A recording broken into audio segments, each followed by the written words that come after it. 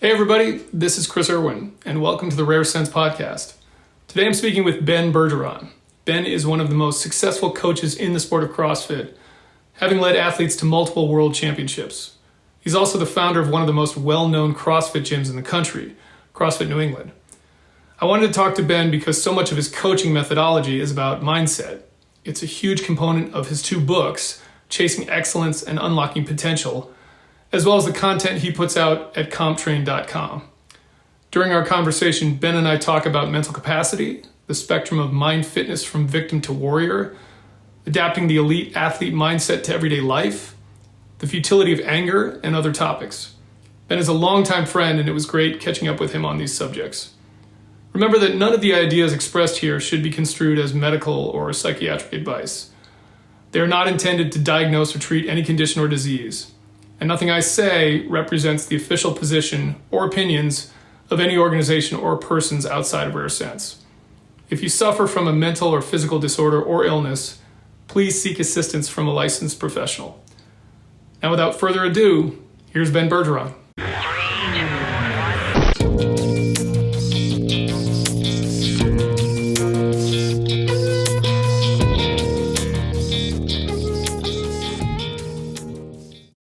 Ben, good to see you, man. Thanks for coming on the podcast. Yeah, Chris, here. Appreciate it. Good to be chatting with you again. Yeah. So let's start off with anybody that doesn't know you, has no idea who you are. Give me a quick synopsis of your background, what you do.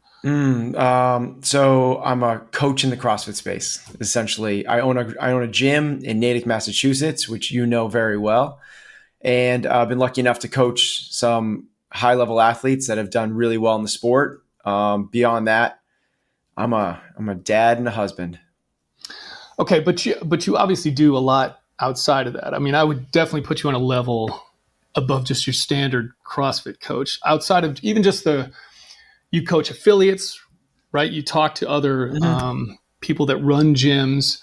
You've written a book as well, so I don't think we should throw that out. Actually, let's start there. So your book, Chasing Excellence, it came out, 5-6 years ago, something like that? Yeah, I think it was 2016. And then I published the second book last year. Oh, okay. Yeah. Sorry, I'm not even tracking on the second book. Well, let's talk about the first book first, because I read it, but I haven't read it in, I think, 5 or 6 years. I read it then. But one of the things I remember, one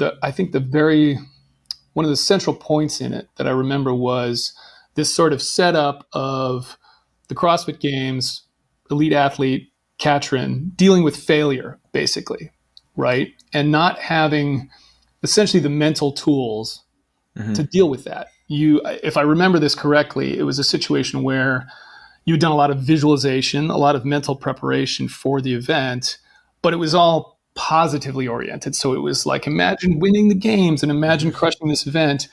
And when something doesn't go right, for whatever reason, there wasn't a mental scenario built in to deal with that, right? Am I remembering that correctly?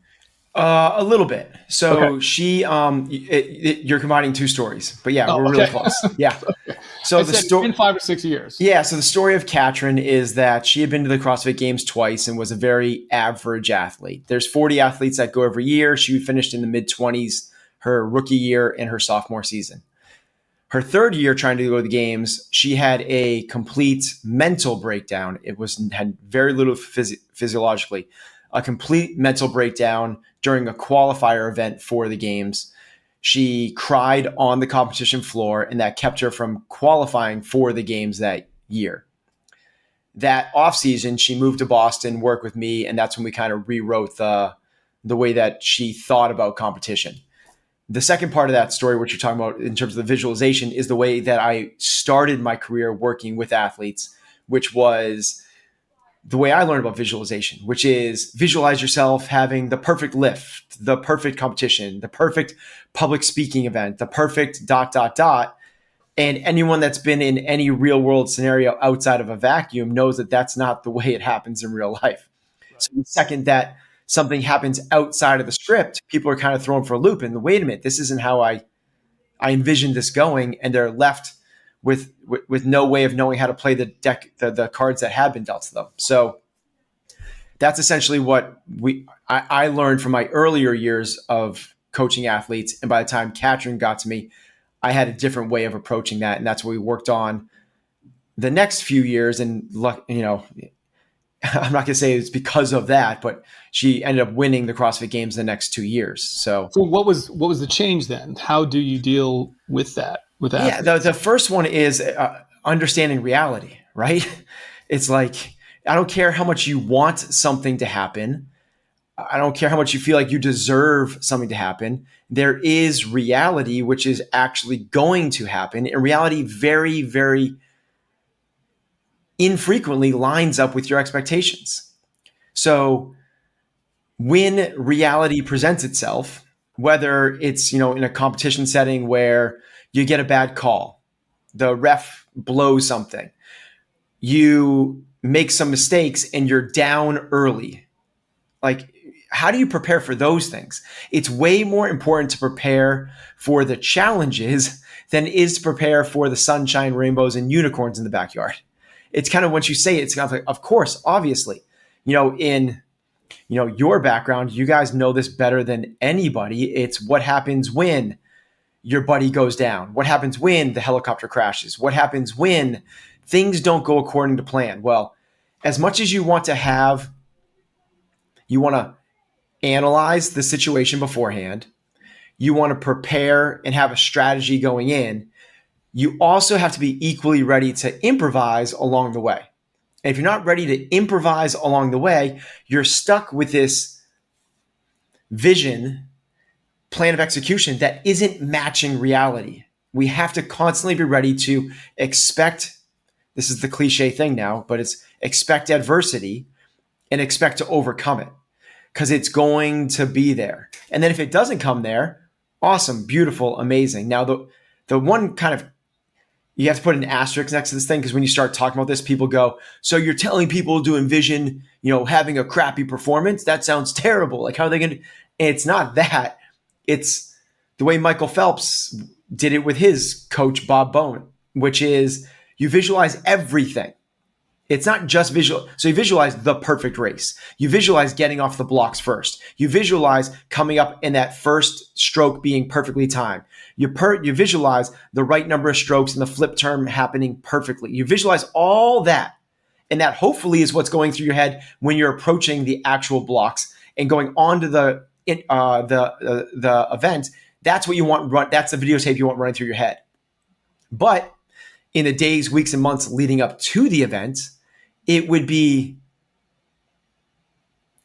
detrimental to not practice contingency plans. You'll have to also practice, and Michael Phelps did this better than anybody, what happens when I jump in and my goggles fill up with water? What happens if I jump in and for some reason I come up and I'm in last place? Do I try to chase them down early at the first turn? Do I let them fall back to me? Like, you have to have all of these things in place so when they come up, you don't turn into freak out mode. You go, okay, now I'm putting in this videotape. This is the thing we're executing with now. And the reality of that is you're not going to be able to plan for everything. So what we actually need to be able to do more so than visualizing every contingency, this is like what the Patriots have done so well in the Tom Brady era. I call it the Tom Brady era now, not the Bill Belichick era. But they called it situational football. That's what they practiced. They didn't practice. They said, okay, it's 3rd and 13. You're on your own 9-yard line. What are we going to do? And it's like they get ready for all these different things. Well, we can't plan for everything. So instead of trying to plan for every different scenario, thinking about the external environments, the shortcut is forget about what happens externally and work on what's happening internally. When shit goes awry, you get triggered. That's what happens. You become emotional because there's a conscious or subconscious thought that arises from something coming in through your 5 senses. That's what a trigger is. You see something, you feel something. So you're at a bar having a good time. Some dude shoulders you from behind and you spill the beer all over you and your buddies. That's something you felt, Now you're triggered. A thought goes through your head, probably so fast it's subconscious, but that creates an emotion of anger or frustration or embarrassment, whatever it is. And then physiologically, that causes like there's a cascade of hormones that come along with that thing, which causes you to perform and behave in certain ways. What we need to be able to do, whether we're athletes or soccer moms and dads, like and everything in between, is recognize and be aware of that cascade of events. There is a trigger, which causes a thought. That thought creates an emotion, and that emotion usually flips back and creates another thought. Now you're in the thinking, feeling loop, which will eventually create a physiological manifestation in the body. Yeah, right. So dwell on that where I want to go, and I really appreciate you taking it from CrossFit athlete, because most people out there are not CrossFit athletes or not games level athletes. There's obviously a lot of people that are everyday athletes, but they're not competing on that level. So how do you then take that idea, what you're talking about, which I completely agree with, obviously, and turn it into some kind of practice? Because what I'm trying to do is figure out ways to make these things actionable from a mind fitness perspective. You're obviously very focused in training, coaching in the physical fitness realm, which there's a lot of mental fitness behind that. But for the kind of everyday person that's having a situation like the bar scene there, where they're not in a gym, how do they prepare for that? How do you train for something like that, right? Yep. Love it. So it's really abstract because it's the mind, right? And no one can see your mind, and you can't weigh and measure your mind against other people. So it's this big, elusive, fuzzy, weird thing that people have a hard time grasping onto. Right down to like the levels of illness, right? If one of your friends is diagnosed with stage 4 cancer, there is so much sympathy, understanding, and support for that person. If somebody is struggling with something mentally, no one knows what to do with that, or if it's even real. That's horrific. That's terrible. That's such a additional challenge that we now have to face. And if we are able to create a framework for the mind the way we are for the body. For the body, we can measure sickness, health, and fitness a myriad of different ways. We can measure it from your cholesterol levels to your body fat to your 1 mile run time. Like all those things we could track and say, like, if you can't do a mile in under 20 minutes, you are sick. If you can do a mile in 8 minutes, you are healthy. If you can do a mile in 5.5 minutes, you are fit. And fitness is a hedge against sickness. That's great. So we can measure it on a spectrum. Well, what if we could do the same thing for your mind? We could put it on a spectrum. And the spectrum is the same thing where we have sick to health and the different steps along the way. And here's the way it goes is the number one thing we can determine is how much can you handle? That's your mental health. What can you handle? In other words, what sets you off? What do you get rattled by? So Chris wakes up in the morning. Chris is a really balanced, strong person that's done a lot of work on this, so he can handle quite a bit. Chris wakes up in the morning, and when he gets downstairs, he makes his coffee like he normally does. But as he goes to turn, this actually happened to my wife this morning, you spill the coffee. Right then, what's going through your mind? Can you handle that? Or does it set you off? Now, here's how we can kind of work through the different layers. People go like, it's not binary. It's not, can I handle it or can I not? There's levels in between. Just like you're not either fat or fit, there's levels in between. It's not that you run a 5-minute mile or 20-minute mile. There's all the paces in between. So what are those levels? And we can figure out where we are during that. So the lowest level, the worst place we can be, and I believe the most destructive thing we can do to ourselves as a human being, is have a victim mindset. And the victim mindset says, of course this happened. Of course this happened. Just my luck. Like, it's all about them. Like, the world is out to get them. I was at my kid's soccer game. I have a 10-year-old boy and he's playing club soccer, and we were at this game and it started to rain. So during that, not all the parents, a lot of the parents went back to their cars, which was so far away from the game, to their car, got umbrellas, came back. 3 minutes later, it stopped raining. And one of the dads goes, of course, right after I walk and get my umbrella, it stops raining. Like, the weather's conspiring, waiting for him to go get his umbrella and come back. That's a victim mindset. Yeah. Just to interrupt quickly there, I don't know if you feel, I feel like we're almost doing the opposite. We're playing into victim mentality more and more these days to some extent. We're empowering people to woe is me. Right. It's woe is me. Like, this is like whatever's happening to me isn't. There's a lot of blame stuff. Like, you're not to blame or whatever. And I always say, what does that matter? I don't understand why assigning blame is relevant unless it helps you figure out the problem and therefore the solution.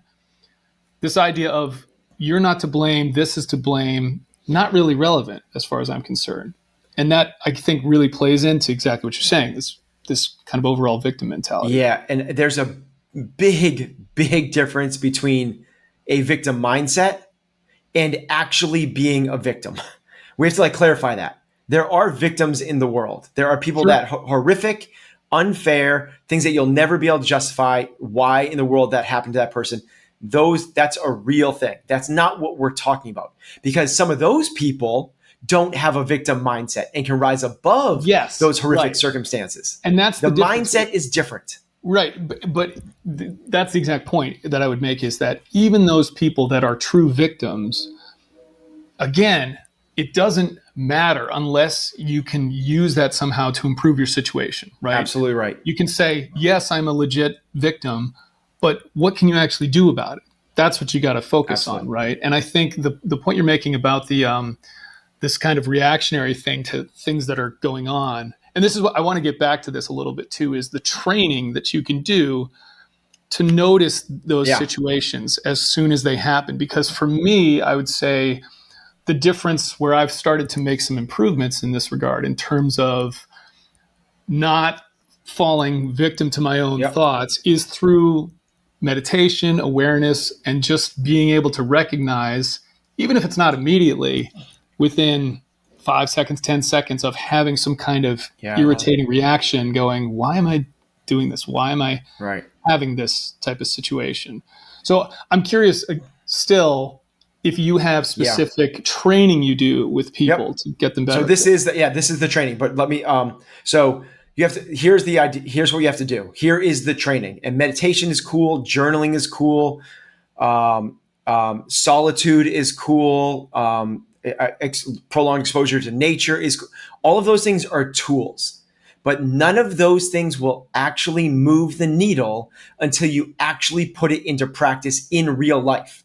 Yes. There are plenty of people that meditate for 40 minutes in the morning and 40 minutes at night, but have a massive challenge bringing that practice outside of the sitting with your legs crossed with your thumb and index finger touching and staring at the candle with your eyes closed. It doesn't matter what tips, tricks, tools, tactics you put into place. If they work, awesome, use them. I meditate every single day. I have a really extensive breath practice. I feel like it helps me. But I'm not going to say breath is the way to do this. The way to do this is what you just said, which is awareness. You have to have awareness. And the awareness is, it's not just like, this is pissing me off. The awareness is, when something happens, categorize yourself on the spectrum of where are you from a victim, level 1, To a pessimist, level 2, this sucks, it's raining, but not why is this happening to me? Level 3, optimist. Everyone else says like optimist is the top. To me, optimist is the middle. Optimist is just like being healthy. It's like you don't have any problems, but you're not optimizing things. If you can get to level 4, which is a realist understands that good and bad things in the world happen. Every single living thing on planet Earth. I don't care if you're a palm tree, there are tropical storms you got it. I don't care if you're a dolphin, you can get sunburned. Both those things are true. Every single living thing on planet Earth has challenges that need to be overcome. Yet we as human beings think that if it's not a brick paved road, something is amiss. There is a season for everything. There is a season for you to have greatness and success and health and vitality and love. There is also a season, a part of everyday life that you're going to experience hardship, trauma, difficulty, unfairness. Like all of those things are a part of navigating this thing that we call planet Earth. But there's a level above that, above just accepting it, which is, Shakespeare's thing is there is no good or bad, but thinking makes it so. It's just reality. It's just the things that are happening. But there's a level above that, which you can appreciate this more, not appreciate it, have more experience with this than I certainly do. I'm just a coach, but it's the warrior mindset. And a true warrior, like the samurai, right? That is the best in his dojo, needs to leave. He wants to leave the dojo because he wants to be challenged. He wants something more, in the point where he will roam the earth looking for a worthy opponent, because he knows that a worthy opponent is the only way that he will truly be tested and see what is he worth, and then actually experience the growth. We are all here to evolve. In order for us to evolve, we have to be challenged. So here's the way this goes.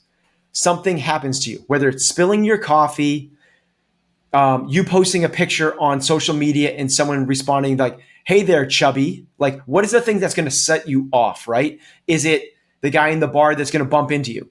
Something today, whether it's the traffic or it's your boss asking you to work on the weekend, or it's a coworker that's not pulling their weight, or you getting in the car and your phone not syncing to your car, whatever it is, there's going to be something that triggers you.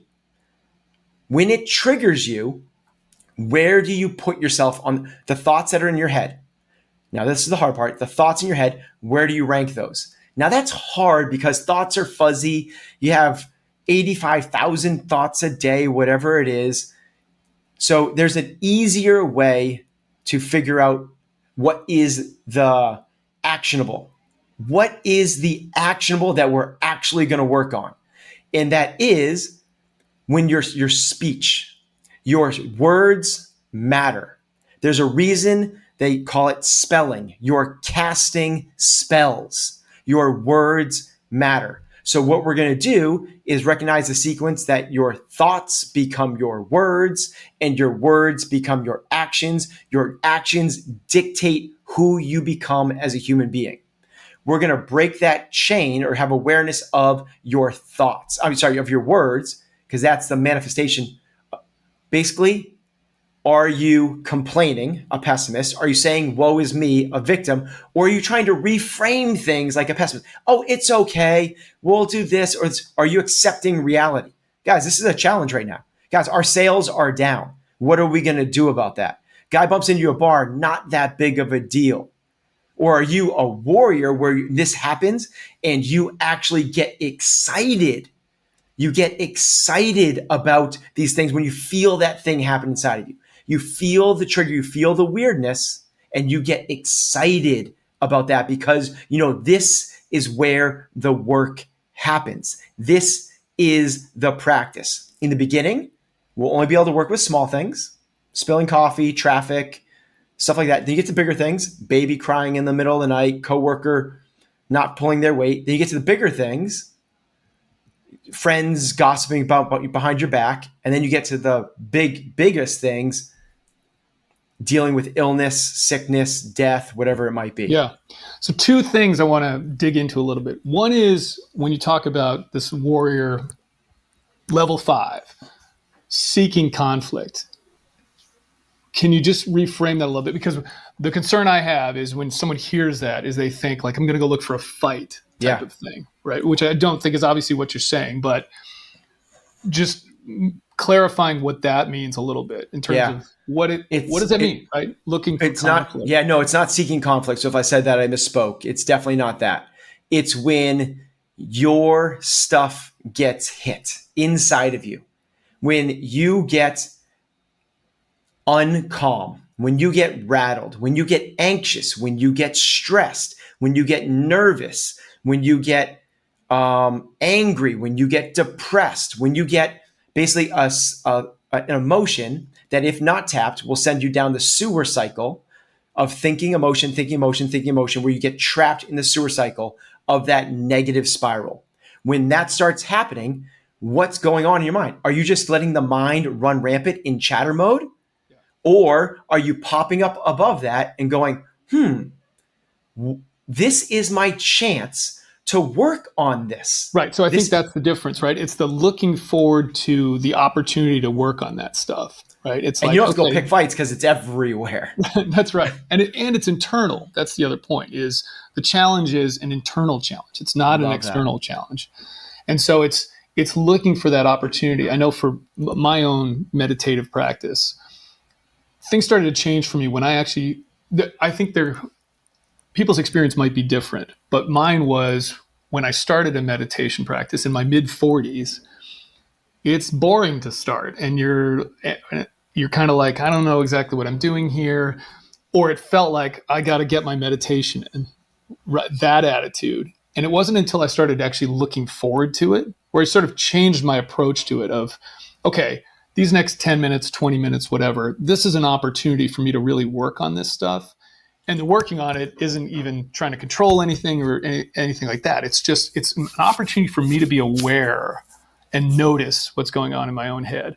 And when I break down kind of what mind fitness looks like I've got an orientation model. And that to me is breathe, focus, notice. And the breath work is sort of, you do it obviously, is sort of a centering practice. I just think it's something it can activate your parasympathetic nervous system and things like that.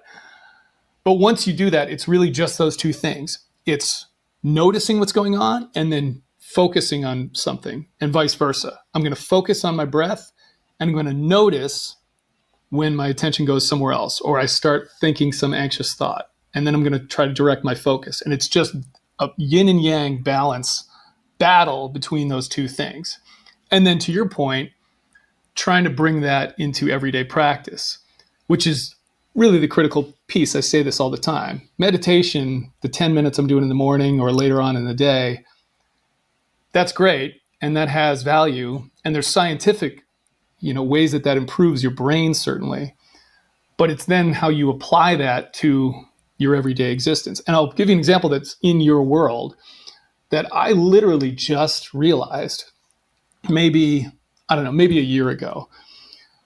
I'm somebody who's like you. I've worked out my whole life. I take my physical fitness very seriously, mainly a CrossFitter for the last 10 years or so. And despite getting myself in the gym every day, I never really noticed what I was thinking during the workout. I just never thought about it. And one day I'm in my garage rowing, and it just for the first time occurred to me, maybe I should sort of meditate while I'm doing this. In other words, maybe I should notice what I'm thinking. And it was just all this negative stuff. It was, I'm tired. I can't wait till this is over. I'm out of breath, or I'm worried about something else I'm going to do. And it was such a revelation for me, because I would think, well, this is something I enjoy doing. And yet my talk track was super negative. And so I had to start really thinking about, okay, how do I not only go into this workout, but how in the middle of this workout do I tell myself, I'm feeling good, I'm strong, this is beneficial. And I posted the other week a similar thing where I was on a run in a park on Long Island, and I'm starting off this run, and I just didn't feel good. It was like my legs were tight. I was tired. And again, that was the talk track I had. And I didn't stop running, but I really like completely flipped my attitude to, no, you're invincible. Like, this is awesome. Like, you can run faster. And it totally changed the run for me, to a point where I got kind of emotional about it. I'd watched Chariots of Fire the night before. And there's that dude, Eric Liddell, in that, the character, the Scottish runner, who just runs and his arms get out of control and he's like, his head goes back and he looks ridiculous, but he's got this like joy, this energy that's coming out of him while he's doing it. And I was like, my thinking was, there's no reason I can't tap into that. And I used to do it. When I was 25 years old, and somehow I just lost it over the years, where it became a chore. Even though I would do it every day, there wasn't a sense of joy behind it. And man, that run changed in such a huge way. It was like I was running when I was 25 years old again. Love that. So there was another point that you brought up that I've forgotten what the question was going to be that I wanted to tap back into, but it'll come to me. I love the way you just kind of walked through that. And if you think about the lowest levels of mindset, which is a victim, they're completely concerned with the external environment, what is outside of them. If you think about the highest level, the warrior mindset, it's only about developing their character. It has nothing to do with the outside whatsoever. In fact, a little bit of adversity outside is better because that will reveal their character. And it's this thing that as you climb up the ladder, you're focusing less and less on the outside and more on the inside. And that's what a meditative practice can do. But the challenge for us all is to bring that meditative practice, or whatever it is, journaling, whatever it might be, to actual real life. And when those situations present themselves, figure out, what are we focusing on? Are we focusing on the things that are happening outside of us, which, by the way, it's not your fault. It's not anyone's fault. It's built into our physiology from a biological standpoint. That's what keeps us alive. So basic survival is about recognizing what's happening through the five senses. If something is really, really hot, don't touch that again. It might burn you, maim you, and you might not be able to pick up a spear again. If you hear that rustling in the woods, that might be a saber-toothed tiger, you better run. If you taste this thing and it's gone sour or bad, then don't eat it. It might be really bad for you, make you sick. Like everything from a survival perspective is about your five senses. It's all about your five senses. But to live an optimal life, to really evolve and live as a human being which we're the only animals that can do this, we have to get past the five senses, which is what you're doing with your runs. In the beginning, it's all about the senses. My feet hurt, my legs are tired, I don't want to do this, my muscles are tight, whatever it is. And then eventually you stop focusing on the outside and you start focusing on the inside. And it's about you as a person overcoming this challenge. And you become, this is kind of cool that my feet hurt, and now look where I am. And that's why you have this emotional thing, because you're growing as a human. It's not like you're not just an animal. You're not just a racehorse. Racehorses are just like, they just run and they run and they just run. Right. And this is why to me, this concept of mind fitness is so important as a species, because we're kind of the only ones who can do it. And it's what makes us unique and different. The reason why we rule the world, dominate the planet, whatever you want to call it, is not because of our physical makeup. We're just, compared to other animals, physically not that impressive. In fact, it's funny, I was watching Chariots of Fire and thinking they're doing the 100-meter dash. And I'm like, well, if you really think about that, you could have some other animal, tons of them up there, who just crush us in terms of how fast they can run or how strong they are, right, or the fact they can fly or breathe underwater. We have an ability to manipulate our minds and do things with our minds that other animals don't. And if we don't put a primacy on that And especially given the fact that our entire existence is a mental construct, right? Like everything that happens to us just happens kind of in here, right? Like it's just experiential. And so if you can't work on that to improve your experience, which is to say, improve your mind, improve yourself, then you're not optimizing the human, the human existence, right? Your existence. And you're not taking yourself to a true higher state of capacity, right? Like what you're able to handle, like you were saying. Absolutely. I think that was the point that you made that I wanted to say something about, like the stuff. I think what I wanted to kind of dig into a little bit was you're saying it's like, what's your capacity, right? Like what can you take on? And I think the thing to realize about that is you don't have to take on any of it, is the point. Getting back to it's not happening to you. So it's almost like realizing that the capacity kind of isn't there to some extent. It's like if you don't dwell on it, if you don't internalize it, then you don't need to have capacity, so to speak. It's just like, it's not there, right? Don't pay attention to it. Don't identify with it, whatever. Yeah. So the other way of reframing that, how much can you handle, is at what point are you not willing to let it go? Yes.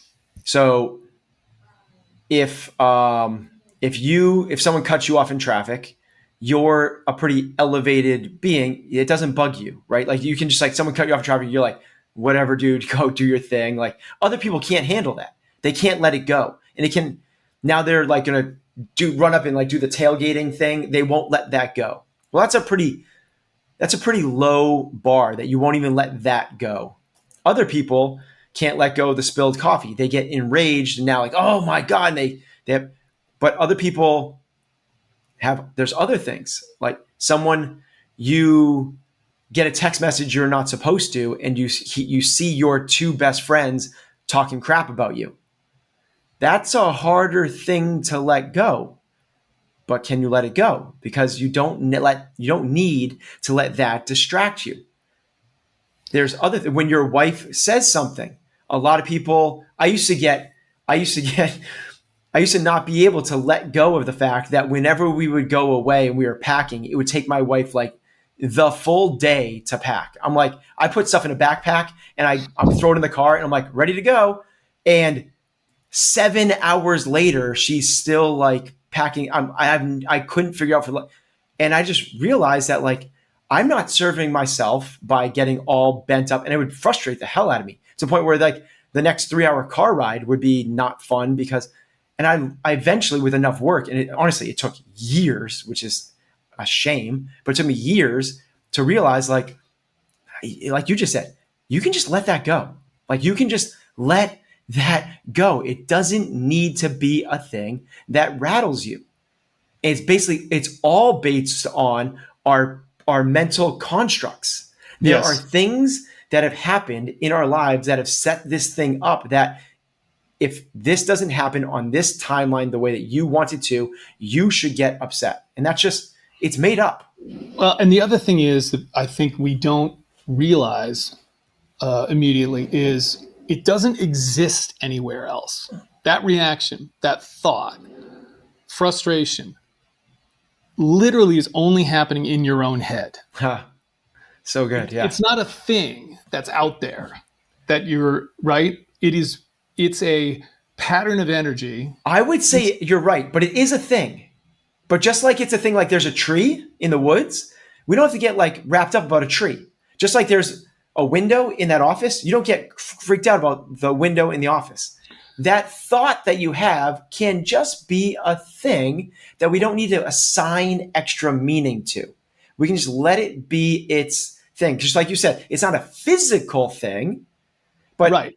Yes. Ideas are things. Yes. And dreams are things. They are, but my point is they're ephemeral. They're fleeting. So the tree is still going to be there.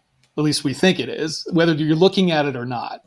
The thought, wherever it comes from and wherever it goes, is not going to be there forever. And it cannot be there basically as long as or as quickly as you want it to not be there.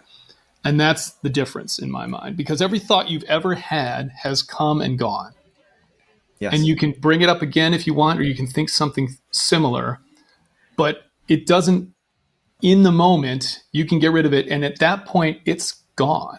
It's no longer in existence, right? I love what you said about, like how we are a special species, and that it's the mind that really is the differentiator. And that's so true. We have beautiful, amazing, powerful minds to the point where we've created things like this, where we could be face-to-face talking halfway across the country. It's incredible. And we have air conditioning and airplanes and scissors. It's like all those things are created because the mind is so amazing. Yet, so the mind can do one of four things. It can focus, like if you're watching a movie or reading something, listening to a really enthralling public speaker, you're focused. It can problem solve. So it's too hot for me to do my work. I want to create air conditioning. It creates air conditioning. It's like I need to be able to cut something. We can create scissors. It's like it can problem solve. Or it can fall quiet, which we can call in the zone, a flow state, whatever we want to, pure joy. It can do that, where it's just like this really calm water. Or all those things are beautiful. Those things are amazing. Like focus, problem solving, flow. Awesome. Love it. Unfortunately, what the mind defaults to a lot of the time is not one of those three things. It's the fourth one, which is not beautiful, which is chatter. And what chatter is the mind's so brilliant that we've assigned it the task of making our life really good. That's what we said. Like, mind, go do your thing, make it really good. And it makes air conditioning, planes, and scissors. Cool. But what it also will, it'll step up to the task of, I didn't like the way that person looked at me.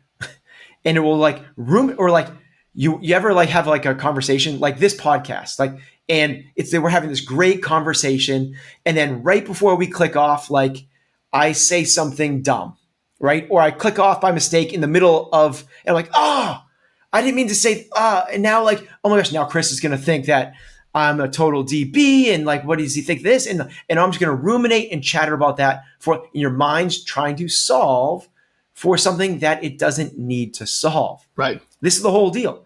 Can you let it go? Can I just let that go? And as you said, it's eventually going to let it go, but are we going to spend minutes, hours, days on this? Right. Or are we going to let it go now? That's the critical piece. Yes. Right there is, this is eventually going to go away. Yep. So the question you need to ask yourself is can you do that now? Right? Is there any point in holding on to this thought, this idea, longer than a second or two? Right? Yes. Because to your point, and we've all probably had this experience. It doesn't happen to me as much anymore because, again, I recognize these things now, at least better than I used to. But all of us have probably had a point in our lives where we were angry for an extended period of time, maybe even days, where we're pissed off at somebody, not realizing, again, at some point that's not going to be true. And what was the point of that? Why did you spend the last 3 hours or days dwelling on something that eventually is going to go away and you're not going to care about anymore? Was that valuable in some way?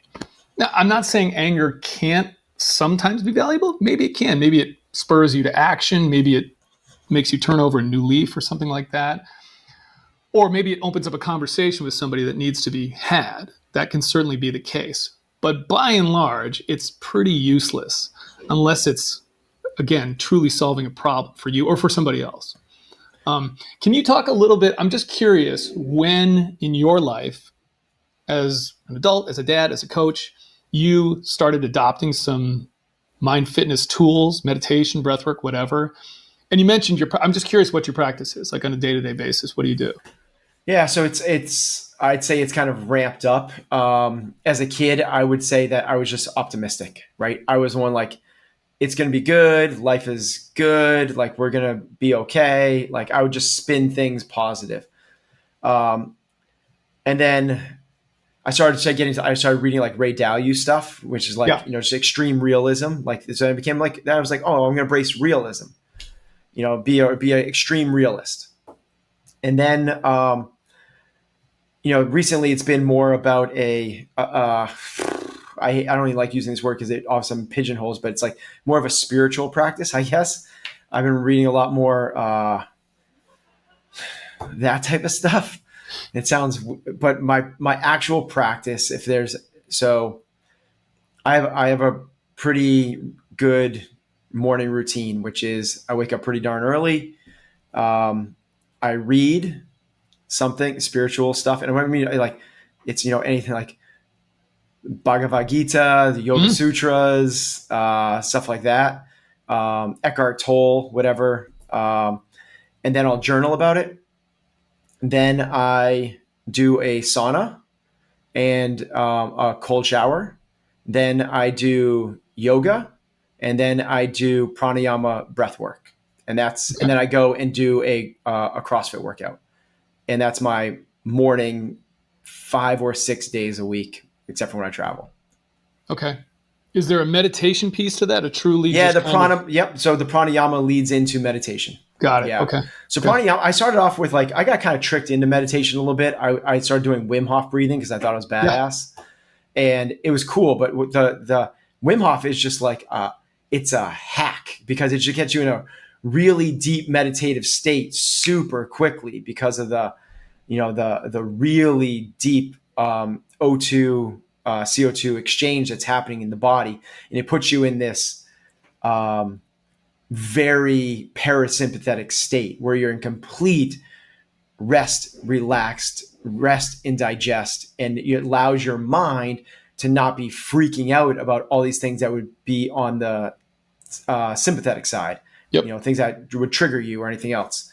So I worked with a Wim Hof coach for a little bit, did that practice for about 8 or 9 months, and then found a pranayama breath coach. It was actually super. I worked with Tom Brady's pranayama breath coach. He's Deepak Chopra's cousin, so it was like super cool to have access to that, and it was super cool because it's actually a physiological. It teaches you to breathe better, which allows you to get into that deeper meditative state even better. So when you are there, you have kind of full access, which is super cool. It's one of those things that, like, if you had asked me in my 20s, would I be doing this when I'm in my 40s? And I would have said, no way. And I don't know if it's just more prominent now, or it's my age or what, because you're doing it now. And I think you at 25 probably been like, dude, like, I don't think it's an age thing. I think there's probably people now that are 25 that do this that would have been along similar paths, right? Like, I mean, if I looked at people that went to the same kind of or have the same kind of background as me now, I think it's probably more prevalent. It wasn't at least we grew up in the same area. In fact, we figured out that we probably knew each other as kids. Right. Your best friend was one of my friend's little brothers, which is kind of funny. He lived literally across the street from me. Yeah. But this wasn't a thing that I remember as a kid. We grew up. I don't remember anyone ever talking about meditation, mindfulness, which is so cool. I feel like there are these leaping off points for humanity. These like revolutions, right? Yes. There's like the agricultural revolution. We are no longer hunter gatherers. We could settle down. We could create societies because we didn't have to roam with the fields, and we didn't have to roam after the buffalo. We could like plant our crops and raise livestock. That's so life-changing. Then there's the industrial revolution where, we can create a steam engine. Things can travel faster than a horse, and, we can do mass production of things, and that changes. Then we have the technological revolution, and then we have what's right on some of that. Now we're in the midst of a health revolution. I feel like we're sort of in the early stages of this consciousness evolution. Like you're talking about this stuff, you're doing these practices. And maybe it's just because the people we surround ourselves with, so if the conversations pop up more and more and more. But to your point, 10 years ago, I don't remember anybody really talking about this. Yeah. In fact, I hadn't thought about it in that context, like a revolution that might be ongoing, but I agree with you. And I think just like a lot of things, necessity is the mother of invention. Right. We find ourselves in a situation where all of these technological advances and even the COVID pandemic has created a situation that is exacerbating mental health problems, anxiety, depression, whatever. Right. All those things are trending in the wrong direction for the most part, at least everything that I've seen. And by necessity, people are really starting to grasp or reach for something because we need to, this is part of kind of the message that I'm talking about. We need to learn how to work on these things ourselves, right? There's only so many therapists in the world, and it's just, there are tools out there so much that we can empower ourselves to do. We just haven't been taught these things yet. And by and large, they haven't been widely accepted out there. But it's just the environment we find ourselves in now is one where we have to start doing these things because there's so much that will, if you don't, will trigger you, will get you you'll spend your entire day doom scrolling on social media or watching the news and screaming at the television. Right. And that is a total lack of awareness. That is just, all of that stuff is designed to prey on your emotions because that's what keeps you hooked. And so many people fall victim to it because they just don't realize the trick that's essentially being played on them. Yeah, I love what you brought to light where there's like how much time people spend in these cycles that, doomsday or yelling at the TV. Like, can we just like pop up and have an awareness of like, is this serving me? Like, does this serve me? Like, is this going to help me move me closer to the life that I want or not? And I think that people just get caught up in this cycle, this thinking, feeling loop. Yes. And to your point as well, I think technology exacerbates that because now what you think and believe, you're fed more of that. So there's more ammunition to reinforce your belief systems, even if they don't serve you. And it just takes this, I don't know if maybe it does start with a practice, just like kind of everything else. Like it does start with a meditation practice, or it does start with an awareness. Right. It's an awareness of, because I view that stuff as almost like an addiction, just like an addiction to a physical substance. You're essentially addicted to a pattern of behavior or addicted to your own anger or these things that reinforce the way you believe. See, that's what I'm talking about. Right. And that's that makes you feel good because it's reinforcing the things you believe or the way you feel. And you're addicted to that feeling. But what you're totally not aware of is the way you're essentially being manipulated. The fact that you are just giving in to raw emotion, to feelings, and have no sense of awareness about it. And I think it's a crisis to some extent of our society, our culture, whatever you want to call it, humanity in general. And I think that's probably why more and more people are adopting these practices, because they can't find solutions elsewhere. And there are no solutions really elsewhere. It's only, like, to your point, this is an internal war. Right. This is an internal battle that you have to, and there's no end to it either. I mean, that's the other thing when I talk about mind fitness and physical fitness, you're never done. No one shows up to the gym and goes, I'm fit finally.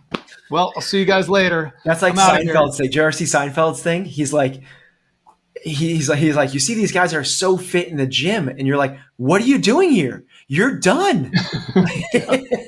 Yeah, but that's not true. Right, exactly. The point right. is that you have to maintain that, and that means showing up every day. So it's the same thing. You have to Chris, adopt. What is your model? You started talking about it. It was orient or breathe. Yep. Can you give more to that?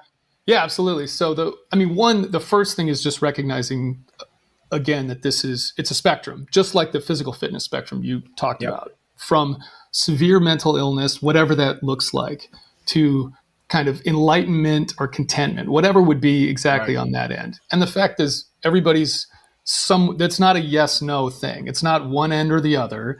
You're somewhere along that spectrum, and everybody is. And you can move yourself further to the right, to the positive end of it, through training and practice. Just like you can get yourself from being 100 pounds overweight to running a marathon in 3.5 hours if you consistently work over time. To that same point, it doesn't happen overnight. You can't just go into the gym once and be like, okay, I'm ready for my marathon tomorrow. No, you got to do a whole bunch of training to get there. And then if you want to stay there, you've got to keep at it. If you get to the level you want to be, you then have to maintain it. It's got to be a routine that you adopt forever, for the rest of your life, right? The slight difference that I think is with mind fitness, everything we've talked about here, you can kind of change your mental framework, mental fitness instantaneously. Right. You can do that, which you can't do with you. I can't go, boom, 6-pack abs all of a sudden if I don't have them. I can't do that. But I can change my mental fitness in the moment. What the training does is allow you to do that better and more quickly and maintain it longer, right? And more often, all of those types of things. So the first thing is just kind of recognizing that. And then, the model that I've built, the way I look at it is we currently have a human performance model. I don't know when the term human performance came into fashion. Maybe you probably know this better than me, but at some point we went from kind of physical fitness to human performance. But I feel like they're essentially synonymous. It's still a physically oriented model. It's diet, exercise, recovery. And then we now kind of tack on like biohacks and wearables and stuff like that. And then this mindfulness stuff has come into play. And that's kind of this model we have now of human performance. But to me, it feels like we took an old model and we kind of jury-rigged it a little bit. And my thing is, if you flip it upside down to some extent, but make it cyclical and make it about mind fitness, you get, hopefully you can't hear that. They're like hammering something outside. You get physical fitness as a byproduct. Because again, everything's a mental construct. So if you focus on the fitness of your mind primarily, you're going to get the benefit. You're going to get physical fitness as a side effect, but you're going to get all of these other things. And you can make it, instead of this sort of pyramid that ends, it just kind of loops back on itself. And I put it in three modules. Orientation. So every day you're working to orient your mind at any given moment. And that to me is breathing, focusing, noticing. It's just that practice over and over and over again, right? And there's various ways to do that. Development, which is each one of these modules has 3 components: learn, solve, create. So to me, this is where a lot of our modern mindfulness stuff, which is what people think of as mental fitness, falls short. We then don't say, let's develop our minds. We can be aware and notice things and do all that. But now it's like, but we can make our minds better. So to me, that's learning, which is basically continue education, read stuff, don't watch television, right? But like make yourself smarter. That's a good thing. Up your vocabulary, that type of stuff. And then also skills as well, because one of the best things we can do is learn a skill where we're building new neurons, learn an instrument, BJJ, archery, woodworking, whatever. Those 2 things are learning in different ways. Problem solving, puzzles, anything where you have to look at a situation and figure out the solution, not knowing what it is, right? That's a great tool to have and skill to kind of keep working on. And then creation. It's one of the things that we can do that other animals basically can't. It's like, how do I make something that never existed before? And that's where a skill is really handy. Like, so if I play an instrument, I can learn something somebody else has written or played, but I can come up with something that's my own, that is like I created out of nothing, right? So those 3 things, and then maintenance is the last module, which is basically the physical fitness stuff. But in terms of the healthier you make your brain, and I think of it as just like the maintenance you do in your car. This is the vessel. right? Or the automobile. And the analogy I use is your body and your brain are like the instrument. Your mind is the music, right? Your experience. That's ultimately, we're trying to get the fitness of the experience, but we need the instrument to be tuned up. So that's diet, recovery, and exercise. Or I say nourish, move, recover, those things. And they don't, there's a lot of stuff out there that's about brain health, and that's great. To me, it kind of misses the mark to the extent that your brain is just part of your body. Yes, does it help create consciousness? As far as we know, yes. But your brain and your mind are not the same thing. Again, the mind is the output, and that's you. That's the experience. That's the fitness we're going for, because that's where everything happens. So and then again, that just goes back onto itself. That's mind fitness. Well, you've used this word a bunch of times in this conversation, which is experience. Yep. What's your take on experiences? Well, I use it in the context. I basically use those three terms interchangeably: mind, experience, and even you. What I am, what you are right now, is an experience, right? You're not a thing. You are the output of the thing, so to speak.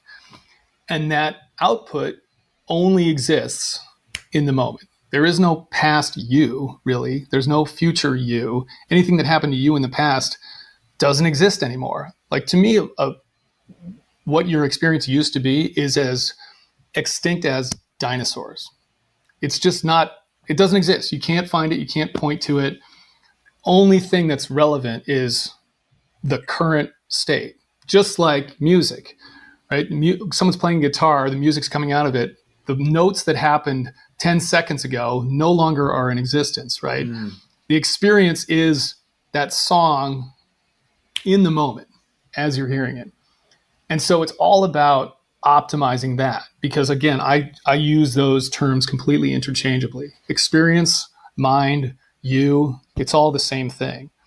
The health and optimization of that thing is what we're going for. That's the idea. So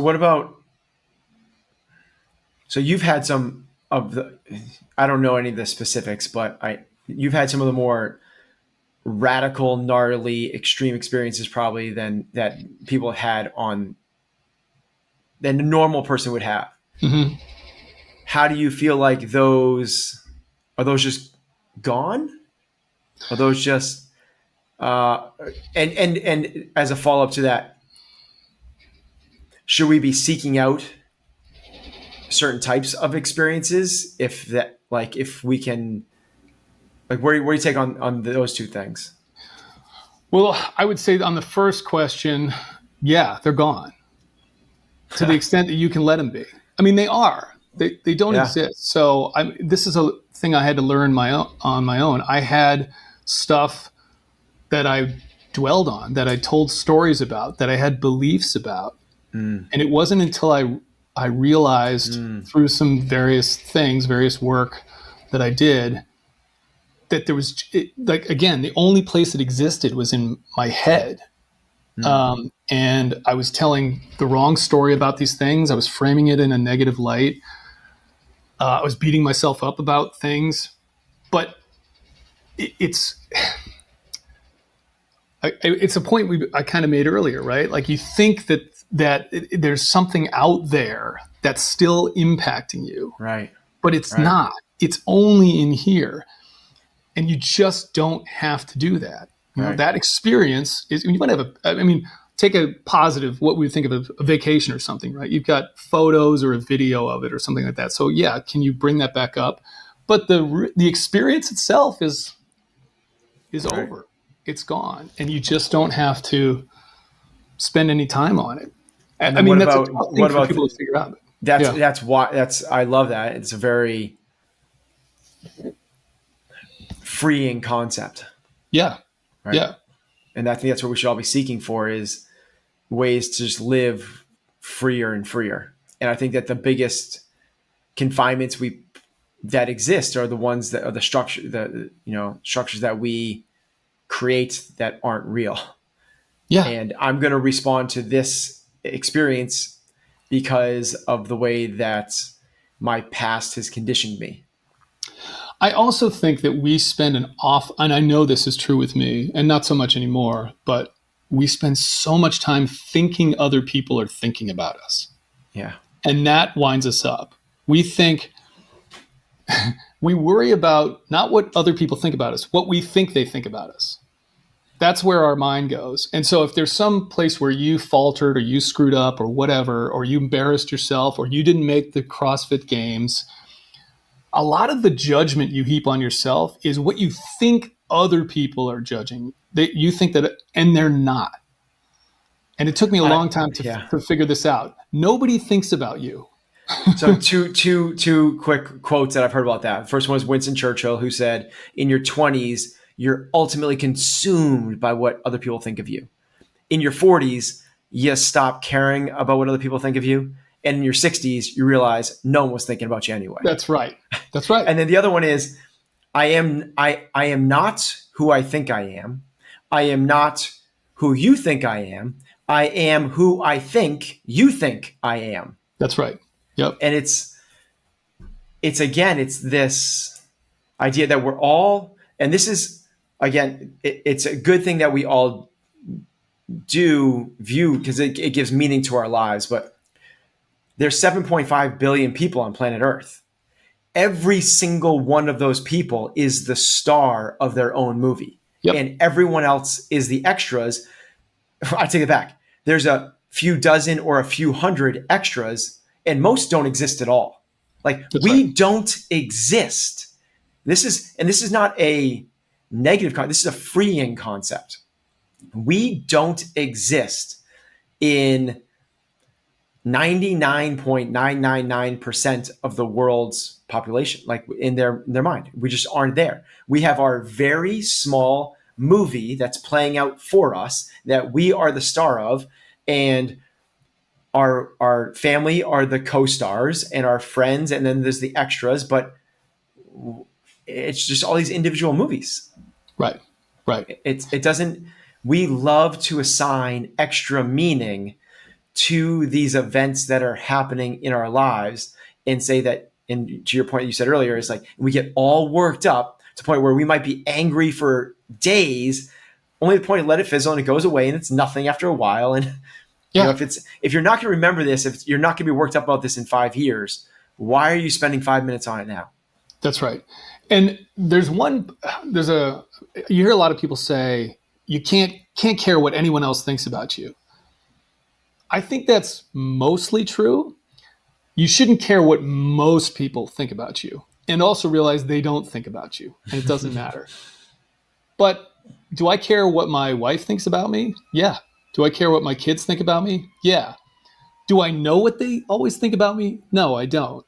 And so that to me is something where you work on communication with the people you do care about, that you care about you, and make sure that you have an honest and open relationship with them where it's like, you need to be able to tell me when I'm screwed up, and I need to be able to accept that and work on that. Because what you're trying to do is maximize relationships with the people that do matter in your life, right? That doesn't work when you're just assuming they're thinking something that they're probably not thinking, right? Thinking what they're thinking about me that they're not doing. And so, but you still got to like have, the more you can communicate with those people, you'll get over all that stuff, right? And so that's one of those things that's out there that I slightly disagree with, because it's not that you shouldn't care at all about anybody out there and what they think. It's making sure you care about those that matter to you, because you should matter to them too. I hope my kids care about what I think about them, to the extent that I want them to live their best lives. I think that does matter. So, can we go back? Actually, there's another totally kind of separate thing that I want to talk about with you, because I think it's really relevant. And it's so I talk about various things I call mind killers. And I take this from the Frank Herbert Litany Against Fear in Dune. Like, fear is the mind killer, because for me, fear was the mind killer, still is. Like, that's my main mind killer. That's what shuts me down, is anxiety, basically. But I also realize there's other ones out there. And one of them, to me, is isolation. And it's something we've really experienced in the last 2 years, 2+ years and I noticed this with my going to the gym, going to the local CrossFit gym, which I was doing pre-pandemic. Gym got shut down during COVID. We built a home gym as a result in our garage so I could get all the physical training I needed to do. And then when the gym opened back up, I'm like, well, I don't really need to go back. I owned an affiliate. I've been working out like this. So it's not like I can do the movements. I can do them safely. I can push myself, all of that. But after 2 years of essentially working out on my own, I realized I was really missing the social aspect of it, the togetherness. And I think talking about where we are as a society, I think one of the reasons these conditions are getting worse is that we're more and more isolated. We're more and more in our just sit by ourselves in our home, in our office. We work remotely. Not saying any of that's necessarily bad, but we're missing this social component. And I'm just curious from your experience as a coach and running a gym where people are getting, do you see that? Do you feel it? Do you think it's important? Is it something you try to make sure that you bring into your life to some extent? Yeah, I think it is important. It is something I'm conscious of. It's something that I'm aware of at the gym. But here's the reason I think it's important is in terms of the factors associated with health. I believe that there's 5 with 2 subsets. The 5 factors of health you talked about. I think it was move, nourish, and recover. Yep. The way I would frame these is it's how you eat, sleep, move, think, and connect. And the connect is how you connect with yourself, others, and nature. So let's break those down really quickly. The nature one, people are like, what the? Like, okay, so go hug a tree, like go walk around barefoot, like become a hippie. There's so much evidence, so much research done on the benefits of being outside, period, but even more so outside of the concrete jungle like a city. There's one of the more poignant examples of this is there was a housing project in the south side of Chicago that was built decades ago. And one part of the project was facing the parking lot and the other one faced the woods. I know this. Yeah, keep going. Decades later, they went back and studied the success and happiness and health of those people. And it was so drastically different with all the factors being accounted for. That was the separator. So yes, it could be correlative. It's not causality, but just so incredible how that small little thing of like, did you stare at concrete or did you stare at the woods? There's other ones that are simple as like what people have, if you're looking at pictures of nature, it's we're a part of this thing. As a species, we are inhabitants of this planet. And this planet is not just us. It's more than that. And experiencing more than just us gives you a different sense, a different perspective, a different connection to something outside of us. So I'm going to get to the answer the other one. But the other part is what we've talked about a lot, which is the connection with you. Are you aware of you? Are you aware of you being anger? Are you aware of you with a confirmation bias that like, see, I told you this is the way it is. Like, are you aware of that? Can you connect with your breath? Can you connect with these triggers? That's just obviously so important and impactful. But the third part of that connect is connecting with other people. And to the point where the biggest, longest study that's ever done on human health is through Harvard. It's lasted decades and decades, like 100 years, which is so hard for a study to go that long because the researchers die, they lose funding, the participants no longer have interest. So it's over 100 years still going where they study people's health. And the number one conclusion they've come to is not what you hear about all the time with like the blue zones. It's about eating vegan. It's not about living in places that, have no toxins. It's not about doing CrossFit. It's The people with the most deep, meaningful relationships live the happiest, longest, most disease-free lives. Relationships, not the number, but the depth of the relationships is the number one thing for us as human beings. Right. That's Which just goes back to what I just said, right? About caring about the people you care about, and we how have they to think, and communicating, right? We are not so. I think what happens a lot of times is as people kind of go through this this journey of trying to walk from as you said, like mentally ill to enlightened, right? Well, people can look at the enlightened as like, well, it looks like total aloofness. Like, well, I don't care about anything. Like, it's just like, I'm just going to float in the clouds and I'm a total hippie and just go live in the woods. And it's not that at all. It's not that at all. It's, are you free from all the things that are keeping you from having those incredible, deep connections with nature, with yourself, and with others? Can you eliminate those things? Because most people are actually doing is living in the matrix. They're living in something that's not real. They're not really experiencing true unconditional love because they're experiencing all these other things that are influencing them inside of them that are messing up the journey. If we could get rid of all that stuff and truly I'm not there. Like, this is a journey.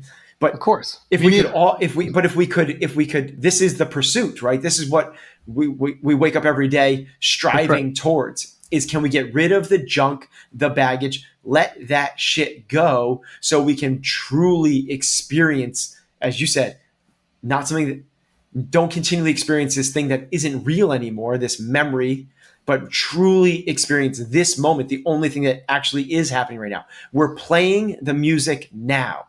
Are you listening and experiencing the music?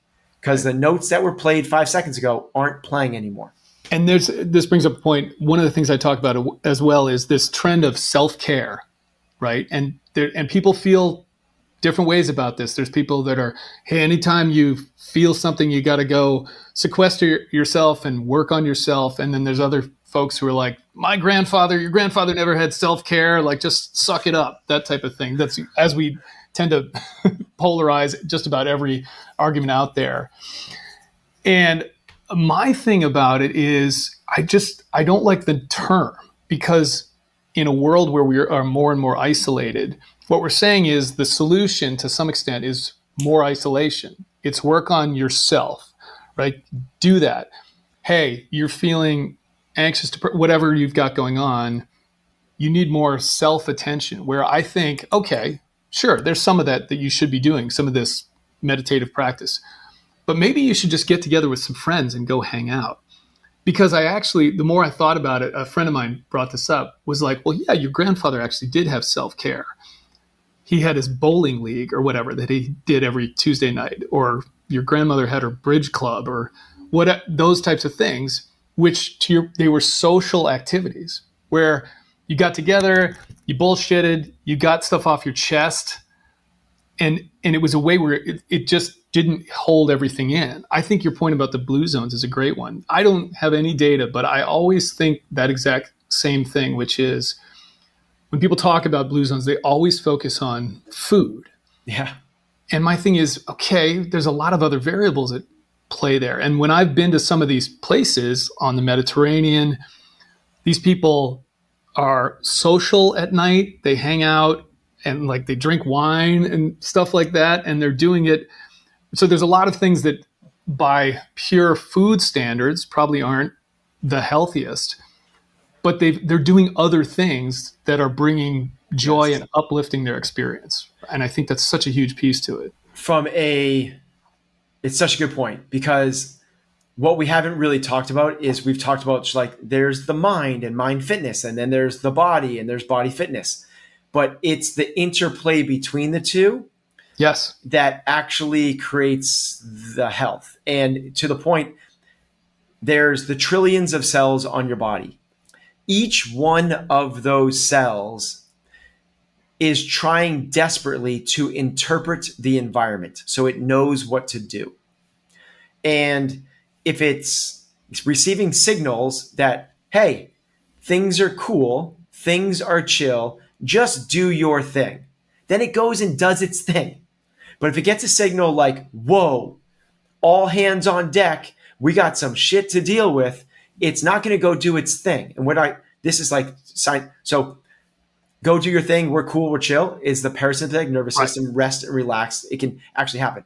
The other one, all hands on deck, don't go do your thing. We need to go and fight off this invader type thing, is the sympathetic nervous system. Well, the way your body, the cells experience that is not through the environment. That's not how it happens. It's not going like, they don't have eyes, they don't have ears, they don't have the five senses. It's not happening through the five. It's actually happening through the sixth sense. It's happening through your mind. Your mind is interpreting the environment. By the way, your mind's not experiencing the environment. It's interpreting the environment. And through that interpretation of the environment, it sends a signal through your central nervous system to the cells to either create health or stop creating health. We need your help to fight off this immediate, urgent emergency. Right. And doctors know this. If you have an organ transplant, what the doctors do beforehand is inject you with stress hormones. They literally do this because when you're stressed, your body suppresses its immune system. And with a suppressed immune system, your body won't fight off the new foreign tissue. It has to accept it. Well, this is the case against chronic stress. And chronic stress is very different than acute stress. Acute stress is healthy. Acute stress is a CrossFit workout. It is a cold shower. Yep. It is a sauna. It's doing public speaking. It's doing things that make you uncomfortable. But on the other side of that, it's short-lived and you're a stronger being because of it. Because as one of your pieces of module, you recover. And during the recovery process, you get stronger and now you're a formidable human being. But if you're in a constant state of stress, you are no longer producing health. So the grandfather that had his bowling league, the Mediterraneans that are kicking it with their homies and having a glass of wine, what they're doing there is living in an environment that's mitigating stress. Right. That's how they just have fun. Now, that's different than, having 22 Bud Lights, and it's different than going and, doing something that's destructive. They're having good, truly, in air quotes, healthy fun. And that lowers stress. If we lower stress, you are a healthier being. And then all of a sudden, your instrument is tuned up, and now your mind can play the music and the vice versa. And now this interplay between mind and body, it's not mind, body, it's mind and body. They're the same thing. Well, and a medical center that I was at recently, they frame all of this in terms of, what was the term you used? I can't remember, but in terms of information. Oh, so you said signals. The signals at the cell, they use the term information, which I think is I'd never heard it put that way. But the whole idea is that the cells in your body, what makes them healthy is getting the right information, correct data, so to speak. And that information comes in different forms. It can be the food you eat. It can be the liquids you put in your body. It can be the stress that you put on yourself through exercise or otherwise. But it can also just be your attitude and your thoughts. That's information that interacts with your cells. And this is where I personally think Western medicine falls short, is we don't think of the energy applied to our bodies in various ways and the effect that has. We sort of just think of the chemicals in various ways, whether that's food or drugs or whatever it may be. But information comes in other forms, and the energy that's applied to our cells, to our bodies, through our minds and our nervous system is just as important as what we're putting in our mouth, right? Love that so much. Yeah. Love that. So, Mark Hyman has said, food is information for your DNA. It's telling it, but to your point, it's not just food. It's your cells, your DNA. It's constantly trying to interpret the environment. So you're giving it signals. You're giving it information all the time, and that's telling it how to express stuff. And this is the world of epigenetics, right? Yes. You are not but your genetics are not your destiny, but there's a myriad of ways that your genes can actually express themselves. They'll express themselves in accordance with the way that they're interpreting their environment. So what information are you, I love that information. What information are you feeding to your genes, to the DNA? That's Right. really powerful. Right. And you can think of it just like information that comes, you can get bad information that you act poorly on, Right. or you can get good information that helps you in some way or makes you act in the appropriate manner. Well, cool. Maybe we should end on that since that's a high note. Not that, I mean, everything was great. But really enjoyed the conversation. Anything else? Is there another piece to this or something else that you like to espouse that you want to talk about real quick? I know we got a little bit of time here, but you got a hard stop in probably 20 minutes or so. No, I would say that, I think that one of the, we talked a lot about trying to frame the way the mind is working and how that affects the health of the body. I think that one of the biggest things in like real world, just kind of like, if there's one thing that people do that causes the most disruption, it's this constant need for judgment and trying to constantly, like, if you can just let go of, I like the be curious, not judgmental. Mm-hmm. Like, if we could just, Walt Whitman, if we could just let go of this constant need to judge everything, like everything as, we love the binary, we love the labeling as good and bad. And as you said, there's a spectrum for most things. And we probably don't have enough information. We're using the word information again, but we probably don't have enough information to even truly know if something is good or bad at this moment. So you're getting so worked up about this thing that you really don't have the full perspective on. Yeah. It's a story. I'll tell the paraphrase it, but it's a story of the wise old farmer, where the wise old farmer has a son, and they have a singular horse, and the son leaves the gate to where the horse is kept, and the horse runs away. And all the villagers come running up to the wise old farmer. They're like, "Oh my God, your son's such an idiot. They're like, I feel so bad for you that your horse ran away." He said, "We'll see." And then 3 days later, the horse came back, and he brought with it 5 other horses. And all the villagers come running up to the farmer, and they're like, "Oh my God, this is amazing. You're the richest guy in the village now. You're so lucky." And he said, "We'll see." The next day, the son is trying to break one of the wild horses, get kicked off, and he breaks his leg. Again, the villagers come running up, and they're like, "Oh my God, you're so unlucky. Your son, the only person that can tend to the farm, he can't do that now. You're so unlucky." And he said, "We'll see." And then 3 weeks later, the village comes under attack, and the townspeople go door to door, collecting all the young men to go fight in this horrific war where everyone is dying, but they have to bypass the son and spare his life. And the moral of the story is, we get so worked up and judge everything in the moment as this life or death thing, good, bad, amazing, celebration, or terrible trauma. And we don't have enough perspective. We don't have information. We don't know anything. What is this thing that we're doing right now? This thing called life.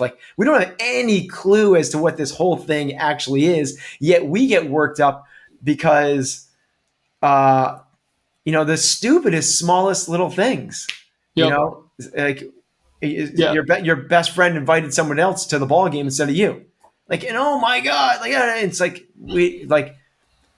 I would say just stop trying to judge everything and trying to assign meaning to everything. Let it go, let it be, and try to just see everything as a growth opportunity. Yeah. There's a Marcus Aurelius quote I'll paraphrase, but it basically says, you don't need to have an opinion about everything. I love And remember, that. He's saying that to himself. That's in Meditations. That's basically in his journal.